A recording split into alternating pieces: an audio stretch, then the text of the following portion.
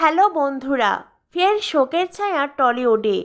প্রয়াত বর্ষিয়ান অভিনেতা পার্থ সারথী দেব 22শে মার্চ শুক্রবার রাত 11টা 50 মিনিটে শেষ নিঃশ্বাস ত্যাগ করেন অভিনেতা। আর্টিস্ট ফোরামের প্রকাশিত প্রেস বিজ্ঞপ্তিতে এই দুঃসংবাদ জানানো হয়। জানা গিয়েছে, গত 1 মাস ধরে হাসপাতালে ভর্তি ছিলেন অভিনেতা। গত সপ্তাহে শারীরিক অবস্থার অবনতির জন্য তাকে ভেন্টিলেশনে রাখা হয়। 2021 সালেও একবার কোভিডে আক্রান্ত হয়ে অসুস্থ হয়ে হাসপাতালে ভর্তি হয়েছিলেন তিনি।